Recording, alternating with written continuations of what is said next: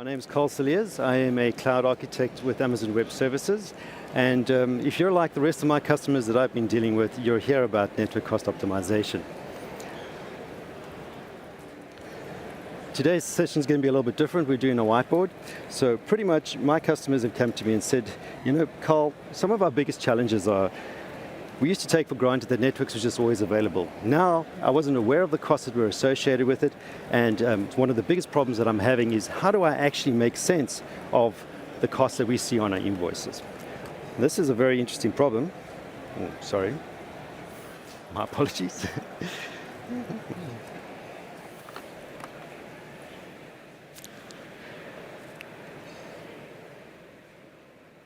Right.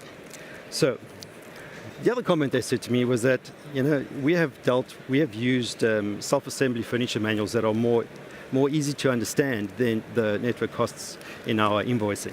And I said, oh, that's a fair point. Maybe what we should do is actually sit down, understand first of all how the cost works within network services. So what we have, when you look at network cost services, we have two parts. The first part is fixed. And by fixed, we are looking at charges that are based on a cost by hour.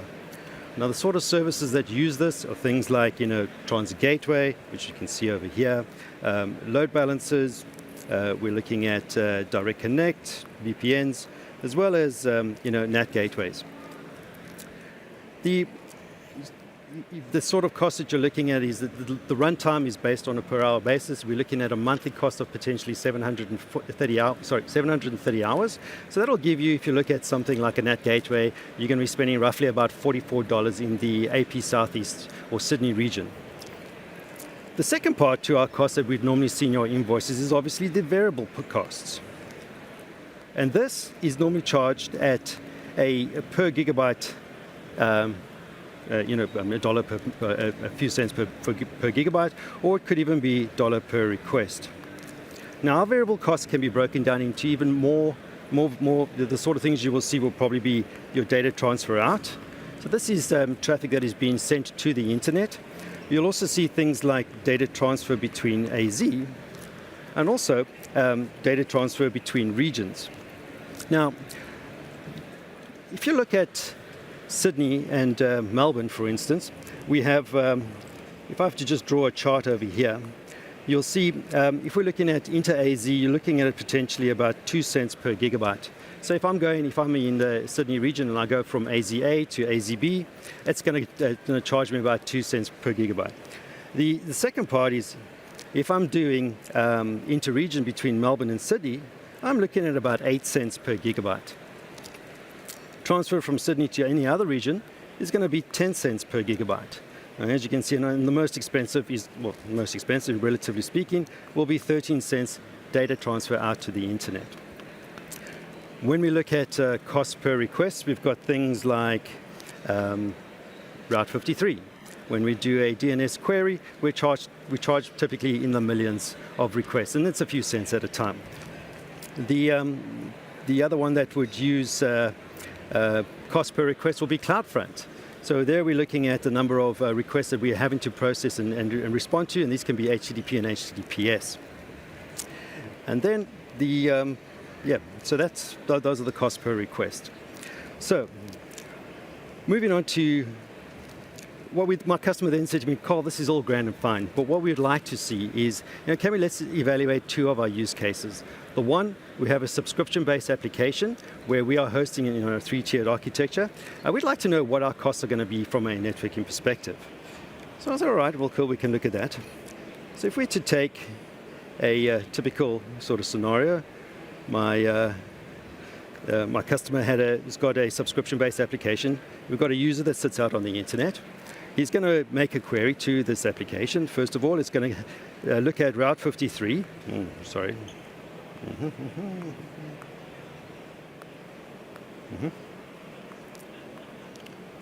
It's going to make a query to Route 53, which will then respond back with an appropriate alias. And that'll be charged at roughly, like you said, $1. We're looking at some monies based on the number of requests. Once the customer's got that, It will then forward that request to a CloudFront, which is sitting over there. And as we know, again, we'll have some more dollars per request. And any traffic coming into AWS is a zero cost charge. CloudFront will then forward that request onto a load balancer that is probably sitting in the public AL, in the public subnet, in the relevant AZ. Well, we can have it across all the AZs, obviously. It will forward that request to the load balancer. That load balancer will have a cost associated per hour, actually, as well as it will do cost per gigabyte and what we call data processing. That means that the ALB will be will be looking at traffic going in both directions and then charging for the data that it's going to be sorting out or servicing that way. The ALB will then forward that on to compute of some kind, which could be either EC2 or ECS, or some other sort of our compute will be sorted out over there. Now, the back end of this application in our three-tiered architecture, we normally got the web level where we're servicing that application. We then have the application sitting on the EC2 instance, and we've got a database that sits on the back end. If we're running that database on an EC2 instance and we're in a production environment, we typically see we would have two databases, one in each availability zone. Now, if I'm running on EC2 and I am transferring traffic or synchronizing traffic between those two databases, I am being charged for my data transfer per AZ. And that is, we're looking at typically 2 cents per gigabyte. It's actually 1 cent for each AZ, but we combine it to be 2 cents per gigabyte. A cost optimization technique we could potentially look at is replacing these EC2 instances with RDS. And if we had to put two RDS databases in a multi-AZ sort of configuration, this synchronization between your two databases is zero. So you've got to take into account, what am I looking at doing? What is the cost for EC2 versus RDS, and how does that work out? So, but we rest assured that between the two AZs, we're not being charged for that, which can rack up pretty quickly if you have a lot of data that has to be synchronized between these databases. I'm just going to point out, I did forget to mention in the fundamentals of pricing that we also have free tiered for certain networking services. And in November of 2021, AWS increased their data transfer out from 1 gig to 100 gigs out of a VPC, which is pretty significant. We also have CloudFront, which has a 1 terabyte of free data out, which is always there. So it doesn't matter, it's never going to expire. It's not a 12-month sort of thing. It's a free tiered thing that we got there. You also have the first 10 million requests that are free per month, which is a good number to have. And when you're doing your calculations, factor that in. So the same application that they pointed out to me, they said to me, we've got the application would then give a link to an object that sits in an S3 bucket because it is a subscription-based service. It will provide this information to the client, who will then, obviously go back to the CloudFront, which will connect to the bucket, and that data that comes back out will then be charged at 13 cents per gigabyte. I'm going to try the changes. Yep. Right. Now, let's say, for instance, this application needed to, or this EC2 instance needed to directly access that S3 bucket. In a traditional environment, in an environment where we've got a private network, what we would have is the EC2 instance. EC2 would need to go through a NAT gateway to get to that S3 bucket. Now, as we know, a NAT gateway, you have to allocate an IPv4 address when you set it up. So there's your elastic network interface, your elastic IP. And any traffic that comes from a public IPv4 address to S3 will incur, I think it's 2 cents per gigabyte. Now, as you can see, if I've got an EC2 instance that is making regular requests to this S3 bucket and pulling back that data, then that price could go up pretty quickly. One of the recommendations I would suggest for something like that then is to actually have an S3 gateway that you set up within the VPC and have it locally attached. So any traffic that comes from the EC2 instance that goes to this S3 gateway will then incur a zero cost charge. And that gateway also has a zero cost per hour charge, which is really good. Now, one of the things we need to take into account as well is that if I have this S3 bucket, because it is a prod environment, doing replication between the two regions, there will be if this is Sydney and Melbourne, for instance, that'll only be 8 cents. But if it's this another region, that could increase up to 10 cents per gigabyte, which we spoke a little bit about earlier on. Well, that's wonderful. So we have any traffic coming in is zero cost charge, but any traffic going out will be 13 cents. The other thing we have is this application that we've got sitting in the customer's network needed to use a payment gateway that sat in either a third party or one of the other VPCs. And that gateway, I'll just put it represented as a box here, had to go through a VPC peering. Now, if that gateway was in the same availability zone as the application that's requesting it, there is now a zero cost charge associated with it. If you look at the cost per gigabyte. The only thing we have to take into consideration is if the gateway is in another availability zone, unfortunately we will incur the data AZ cost of dollars per gigabyte. I hope this all makes sense. I know it looks quite messy up there. So that was the first part. And my customer then realized, we need to be very careful where our application sits, what the communications between these different components are, and take into account that there's going to be a cost associated with these things. So my customer then said to me, okay, that's fine, but what about our enterprise applications that we need to make available privately internally to our corporate and remote sites? So I thought, okay, that's a good question. What we can look at doing there is you can either look at implementing a VPN from your site to a VPC, of which the data coming into AWS is for free. Well, you'll be charged a price for the site-to-site VPN based on the per hour, and the other cost you'll get and then incur is the dollar per gigabyte going back out from the VPC to on-premise. If you have multiple VPCs and you had to have this sort of site-to-site connection, that cost can rack up pretty quickly. So the recommendation was then to look at maybe we should implement a direct connect channel. We got the options of doing 1 gig, 10 gig, or even 100 gigs.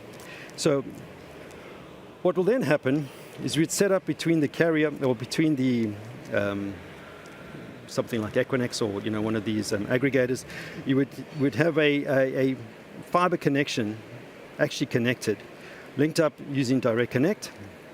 We would then, you would be charged on a per hour cost of having that interface running there, and then you would have the pretty much this traffic that's coming back out of the VPC or back out of the cloud to on-premise. And that we're looking at, I think it's probably between anything from 10 cents to 13 cents per gigabyte. Now again, these prices are variable based on the region and the area that we've implemented these things, and we're just looking at Sydney and Melbourne area. Now, if you have multiple VPCs within your organization, we recommend using a transit gateway. This transit gateway is not charged for the transit gateway itself, but the attachments that are placed on each of these transit gateways. Transit gateways can support up to 5,000 different attachments at one time, and you are charged on a per hourly basis for that attachment. The other cost that we need to take into consideration is the data per gigabyte of data processed. Now again, we talk about data processed because this is the data coming in and going out at that particular point. Kind of think of it like a toll booth if you want to, and that's where we're racking up those costs. So that's all great, that's fine and well. We have the ability to also have VPN attached or transit gateway attachments to your VPN, and you could have multiple VPNs if you wanted to. Again, we're running across the internet, so if you wanted something a bit more latency sensitive or a bit more predictive, let's use a direct connect gateway. I'm just going to clean this because it's a little bit messy. Cool. So we have connectivity for on-premise to the transit gateway, and we have a user that would like to use S3, for instance, as a service. Now, typically what would happen is the S3 would go out through the internet and go to the S3 API on AWS. What we could do is set up an endpoint interface. So in this case, we have the user using the Direct Connect, transiting the transit gateway, popping out through an S3 interface, endpoint interface. That's terrible, sorry. So this is an endpoint interface, which is then, as you can see, going across a private network, so it's not even going across the internet, and then being serviced back through that way. Now, what we've got a cost for the interface. I mean, that's charged on a per hour basis as well, but we're looking at, a few cents. We're looking at a cent per hour. You're also processing your traffic there, so we do have some cost there that needs to be in consideration. But if we had to look at this sort of cost, it's still potentially cheaper than actually going directly to S3 and across an insecure network. Well, the objects are secure, the protocol's encrypted, but so we were going to do it that way. So this also allows, with these endpoints, it doesn't only have to be S3, we can do any AWS service. So as we saw in one of our earlier sessions, we had SSM, it could be, just about anything. And if you've got a device that's sitting out you've got a service that's sitting inside the VPC, it will use this instead of going out towards the internet. So in this sort of environment, we are looking at, we don't even need to have internet gateways. So the whole network is pretty much secure. The other thing we need to take into consideration is that let's say, for instance, we had another EC2 instance that was sitting in another availability zone, and we only had one attachment in the VPC. What used to happen in the past is that any EC2 instance in that availability zone is going to incur zero cost because, it's in the same availability zone, and any EC2 that was in another availability zone would incur that 2 cents per gigabyte data transfer between AZs. What's happened, one of our recent price changes, is that any traffic between inter-AZ that connects to transit gateways or even private link interfaces doesn't have a cost associated with it anymore. Sorry. So that's a very important consideration to take into account, where traditionally you'd have to have an endpoint pretty much for transit gateway in every single availability zone and be charged for that. Well, for that attachment, we now only need to have one attachment point in that VPC. And all your EC2 instances or any other service that sits within there can make use of that. Trying to think what else. So, we spoke a little bit about VPC peering.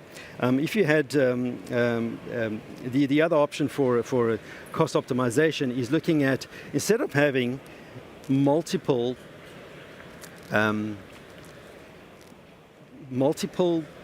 decentralized egress points to the internet, meaning every single VPC needs a NAT gateway in every single availability zone for an EC2 instance to get access to the internet, what we could do is aggregate all of that and create a single VPC, a single egress VPC. So this will be an internet egress.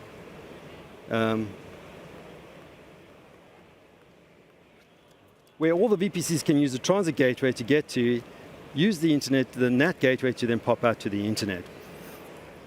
If you look at it on the long run, if every single VPC, and we're talking about there's obviously scales of economy, if you have only a few VPCs, it doesn't make sense to do something like this. But if you've got multiple VPCs, this will make perfect sense, because then you only have 3 NAT gateways versus the potentially 3 per VPC. So that's one way of looking at it. Again, all of these recommendations requires a thorough understanding of your architecture, understanding of your application and the traffic that's going to be making use of that.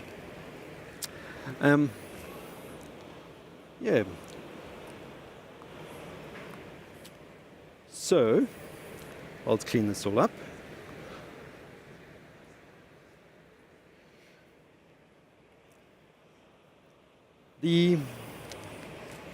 Also point out, we spoke a little bit earlier on about private endpoints, which we set up for either S3 or DynamoDB. Private endpoints as an interface for AWS services, there is obviously a cost associated with that. But two of those services, and this is S3 and DynamoDB, we can set up as S3 gateways. And those, as I mentioned earlier, have got a zero cost for runtime as well as any data processing. So that's a good thing to consider when we're setting this all up.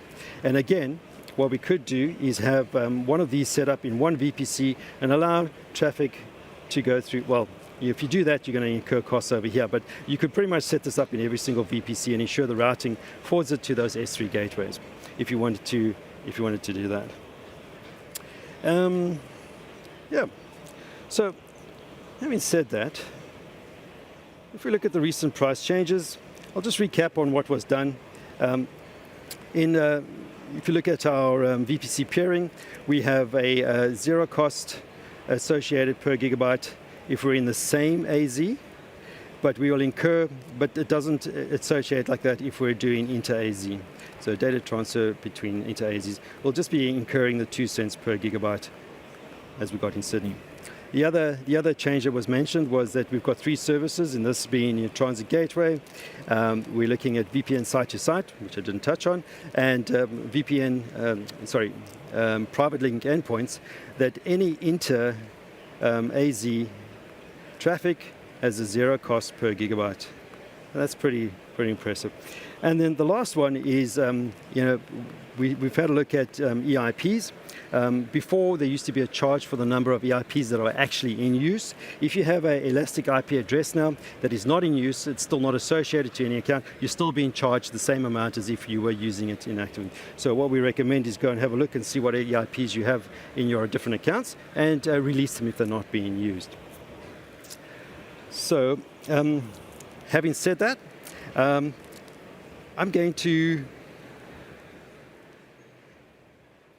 tell you about Skill Builder AWS. If you haven't already, please register with Skill Builder and get 7 days free access.